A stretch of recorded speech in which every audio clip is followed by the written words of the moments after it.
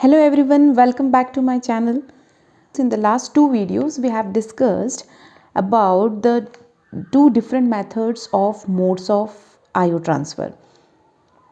And in those two videos, there was a problem that in the previous two methods, we were facing some problems.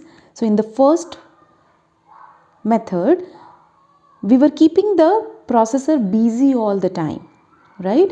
Because processor is checking the status of the IO device, it is not doing anything else. It is just waiting for the data to be available to read or to write, right?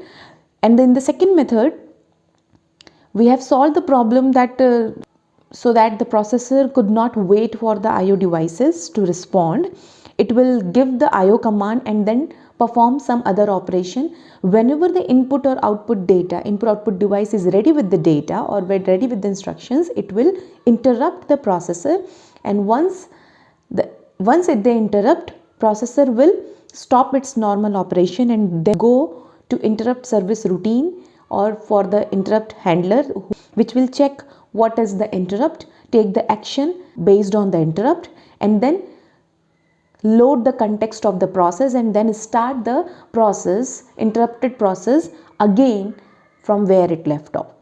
So at that time, if there is an interrupt, it depends on the speed of the IO device, how much time it takes to service that interrupt, right?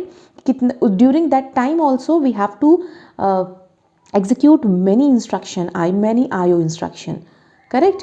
So these methods will be helpful to perform IO operation, but when it comes to perform a large IO operation, there a large amount of data has to be transferred. At that time you need some efficient technology. So there came direct memory access. It is also known as DMA, which is very important topic. So direct memory access means, as the name suggests, you can access the memory direct, which can access the IO devices, right? So initially we have learned that there will be a CPU with some internal buses, address control and data buses. It connects with various IO devices, right? With some interface. It is all connected with IO devices, and here it is connected with memory, main memory. This was the architecture. So there the CPU is there in between the main memory and input output device. Anything for any transfer between these devices, CPU needs to be involved. But now in direct memory access, the main memory is, I'm just making a rough diagram. So main memory is here. Here it is IO device. Manlo, it is an interface, and then here all the IO devices are connected. They are directly connected with each other, and the CPU is also there in between, but not in direct contact with this main memory and IO devices. So if there is an interface in front of IO, which is actually known as controller, that device controller, IO devices controller. So these two things are very important. This is DMA architecture, where the CPU is required initially and at the end, just to start the IO operation and end the IO operation once it is completed. Okay, so let's go with the theory part. See here, the same thing that I have just told. There are problems with previous methods. The IO transfer rate is limited by the speed with which the processor can test and service a device. The processor is tied up in managing the IO transfer. A number of instructions must be executed for each IO transfer. That is the interrupt driven IO transfer ka case hai ye. So when large amount of data are to be moved, a more efficient technique is required. That is known as direct memory access. So what we do in this, whenever a system or processor wishes to read or write a block of data, it issues a command to the DMA module by sending the following information. Okay, what? There are 3 buses. See, there are 3 buses. it will put the address from where the read and write to be done.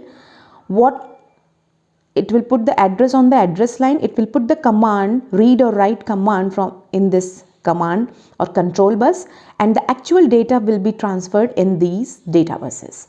So this can be done directly by the DMA module.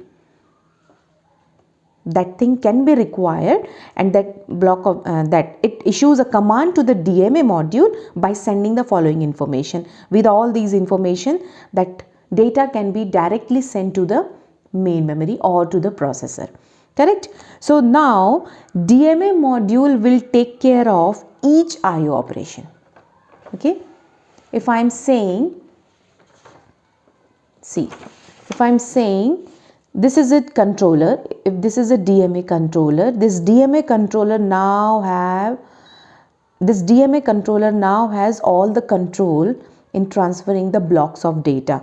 See, now DMA module will take care of each IO operation, transfers the entire block of data, one word at a time, direct to or from memory. That is not possible before, without going through the processor. So we need, when the transfer completes, DMA interrupt the processor, thus processor involved only at the beginning and at the end.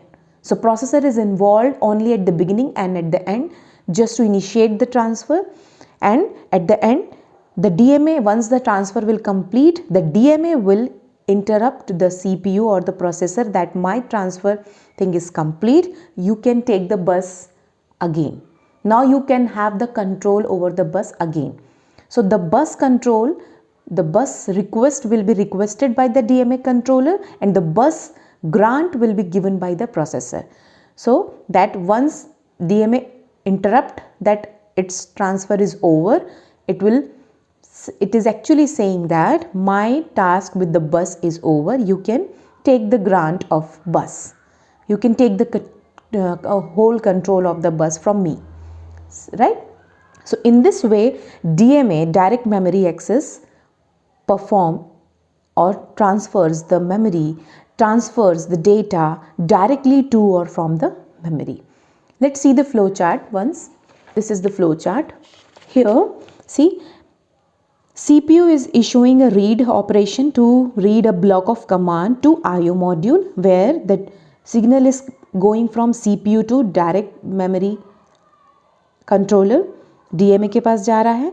Then once the CPU give the command to DMA, it will go for something else. It will do something else, and DMA अपना transfer operation करेगा, and CPU बस क्या कर रहा है? It is just checking that whether the interrupt came from the DMA or not.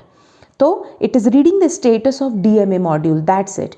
Once the interrupt will come from the DMA to the CPU is informed that the thing that will for which the bus control is given to the DMA has been completed. Now the bus can be taken by the DMA because the transfer has been done, which is informed by the DMA by an interrupt. Then CPU can start its next instruction to execute. So in this way, for reading or to writing to memory, you need not the processor all the time. You just need the processor at the beginning and at the end.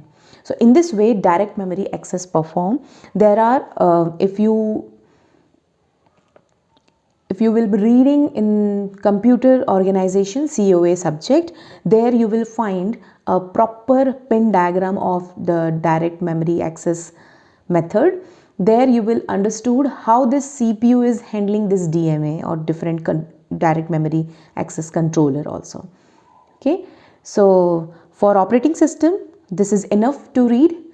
This question can be asked in university exam, so be prepared with it, make notes.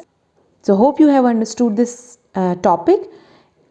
If yes, then please hit the like button and do subscribe my channel. Thanks for watching.